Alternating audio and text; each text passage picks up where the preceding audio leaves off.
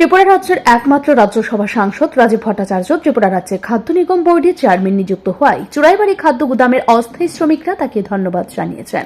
বুধবার দুপুরে চুড়াইবাড়ি স্থিত ভারতীয় খাদ্য গুদামের অফিস কক্ষে এক সভার মাধ্যমে এক ধন্যবাদ সভার আয়োজন করা হয়।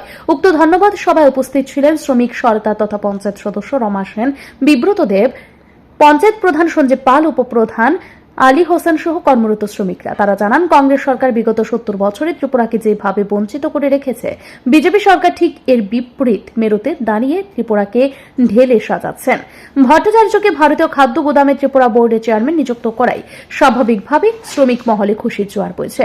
শ্রমিকরা নবনিযুক্ত চেয়ারম্যানের উদ্দেশ্যে বলেন, ধর্মনগর খাদ্য গুদামের শ্রমিকদের যেভাবে মজুরি বৃদ্ধি করা হয়েছে সেভাবে তাদেরও মজুরি বৃদ্ধি করার জন্য। তাছাড়া শ্রমিকরা যেভাবে সর্বক্ষেত্রে বঞ্চনার শিকার হয়ে আসছে সেদিকেও নজর দেবেন নবনিযুক্ত চেয়ারম্যান বলে দাবি করেন শ্রমিকরা।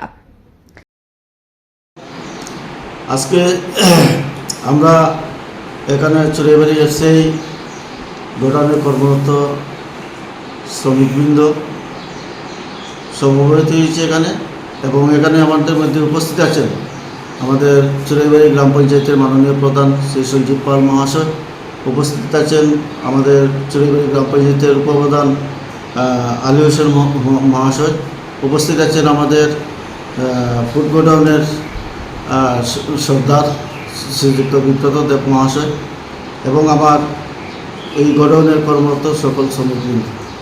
আমরা আজকে রাজীব ভট্টাচার্য মাননীয় সাংসদ, বর্তমান রাজ্য সভাপতি,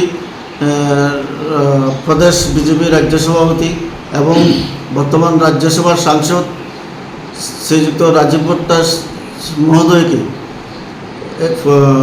ফুড কর্পোরেশন অফ ইন্ডিয়া অর্থাৎ ফুডের ইন্ডিয়ার ফুড মিনিস্টার,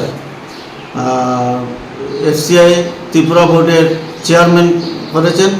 উনি রাজীব ভট্টাচার্য চেয়ারম্যান হওয়াতে আমরা খুবই আনন্দিত এবং ওনাকে আমরা অসংখ্য ধন্যবাদ জ্ঞাপন করছি। চুড়াইবাড়ি খাদ্য গোদামের শ্রমিকরা মাসে অন্তত 3 থেকে 4 হাজার টাকা রোজগার করতে পারছেন। বর্তমানে দ্রব্যমূল্য বৃদ্ধির বাজারে এই টাকা দিয়ে তাদের চলতে খুব কষ্ট হচ্ছে। নবনিযুক্ত চেয়ারম্যান এই বিষয়ে পদক্ষেপ গ্রহণ করবেন বলে আশাবাদী শ্রমিকরা। ব্যুরো রিপোর্ট, ঋদ্ধি নেটওয়ার্ক।